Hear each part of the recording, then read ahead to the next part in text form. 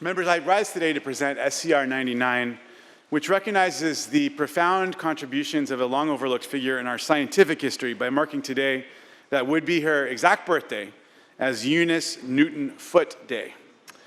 This resolution corrects decades of oversight by acknowledging Eunice Newton Foote as the founder of modern climate science and the first researcher to demonstrate the effects of greenhouse gases on Earth's climate.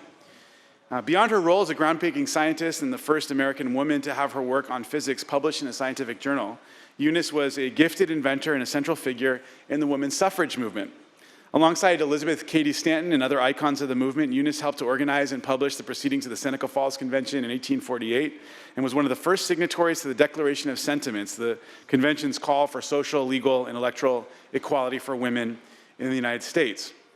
Born Eunice Newton, she inherited her maiden name from the same family as Sir Isaac Newton and was a talented scientific researcher in her own right, despite the incredible barriers to women in her time receiving a scientific education. She started doing scientific experiments and was able to isolate various gases in glass chambers and study the absorption and retention of heat from the sun's rays. She demonstrated that the chamber of carbon dioxide both reached a higher temperature and took significantly longer to cool than the others. In her paper on the warming impact of carbon dioxide, Eunice wrote, "An atmosphere of that gas gives to our Earth a higher temperature." And she noted that if our atmosphere had a higher proportion of carbon dioxide, an increased temperature from its own action as well as from increased weight might have necessarily resulted. Though her paper had to be presented by one of her male colleagues to the American Association for the Advancement of Science, publication of her experiments marked the first time any scientist, man or woman, had demonstrated the warming effect of carbon dioxide in the atmosphere. And members, this was in the mid-19th century. While many in the scientific community were unwilling to take seriously the contributions of a woman, the next issue of Scientific American covered Eunice's paper as, quote, one which would do honor to men of the highest scientific reputation, writing that the experiments of Ms. Foote afford abundant evidence of the ability of women to investigate any subject with originality and precision. Eunice was years ahead of the scientific community in understanding the effect increased greenhouse gases would have on the atmosphere, including John Tyndall, who, despite publishing his experiments 3 years after Eunice and without reference to carbon dioxide or the climate, would be credited as the father of climate science for decades. Though a few modern historians have written about Eunice as a feminist leader and a groundbreaking scientific researcher, the mantle of the mother of climate science would likely never have been returned to its rightful honoree without the help of Ray Sorensen. In 2011, Ray, a retired geologist and collector, was looking through his copy of the Annual of Scientific Discovery of 1857, which happened to be the year that detailed the experiments and debut publication of Eunice Foote. Ray recognized that her work demonstrated the greenhouse effect 3 years prior to its supposed discovery by Tyndall. Ray published his findings to set the historical record straight. The impact of her work is twofold. Not only did she demonstrate unequivocally to her contemporaries that women were, of course, capable of profound breakthroughs in the sciences, and she fought to open doors for all those who came after her, but the long-delayed rediscovery of her contributions also highlighted just how many brilliant women have been overwritten by their male counterparts in our history books. She detailed in plain English the significance of her research in climate science over a century before the scientific community began to grapple with the consequences of a warming planet. The remarkable women behind so many innovations, advancements, and cultural phenomena deserve to be remembered by history, and though it is just one small piece of the larger effort, this resolution helps my daughter and her generation see role models like Eunice Newton Foote behind our greatest achievements in science. So thank you, members, today, though it is nearly 170 years overdue. Please join me in honoring the mother of modern climate science and recognizing Eunice Newton Foote Day. I respectfully ask for your aye vote on SCR 99. Madam President, I would also like to add my voice to recognizing the life and legacy of Eunice Newton Foote and add my support to proclaiming today as her birthday, July 17th, her actual birthday.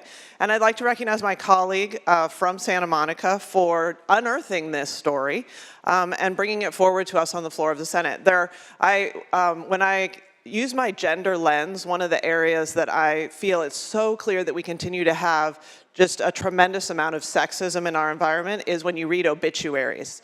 The number of obituaries about men, which are contemporaneous, that show what people have done in their lifetime, it is literally 80% to 20% when you start looking at that. And this recognition on the floor of the State Senate for the 170 years overdue, but a woman who was a leader in climate science before it was even a thing in the mid-19th century, as my good colleague said, really recognizes that women have been active in these important societal questions, of course, for many years, for decades and decades here in America, and it's important that we recognize them. So I wanted to stand today to support what my colleague has said, and also to raise the profile of this remarkable woman, Eunice Newton Foote. Thank you. I appreciate the comments of my colleague who was on a panel with me just a few weeks ago relating to a film that highlighted her work. We're actually going to introduce the filmmaker in just a moment. Thank you, and I respectfully ask for an aye vote. Introduction. Well, thank you so much, Madam President. So in celebration of newly declared Eunice Newton Foote Day, I have the privilege of welcoming to the Senate Kasic, who's a gifted scientist and an award-winning documentary filmmaker.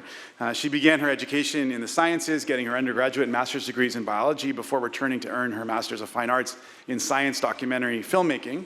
Since then, she's worked with the BBC, National Geographic, and the Smithsonian to do justice to the science that she loves. She's currently helping to run Sacramento State's MFA program for science and natural history filmmaking.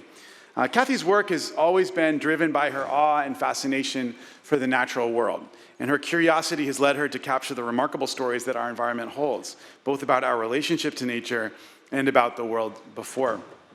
In her pursuit of those stories, Kathy has found herself exploring subglacial lakes in Antarctica, recording frogs in the rainforest of Ecuador, studying the depths of Greenland's ice sheet, garnering well-deserved festival awards and accolades along the way. And her most recent film, The Memory of Darkness, Light, and Ice, unravels 400,000 years of climate history etched into the ice of Greenland.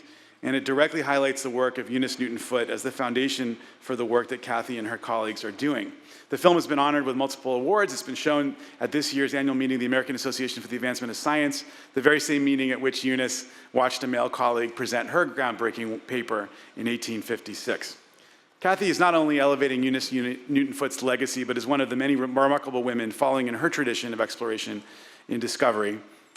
Senator Blakespeare and I had, along with Senator McNerney as well, we had the honor of going to a film screening and then serving on a panel with Kathy. Whether it's in the polar ice caps or in our backyard at the American River, and she's now making a film, her next film is about the American River. Her efforts to better understand and share the science and beauty of nature honor both the legacy and spirit of Ms. Foote. Members, please join me in welcoming Kathy Kasic to the California Senate floor. Welcome.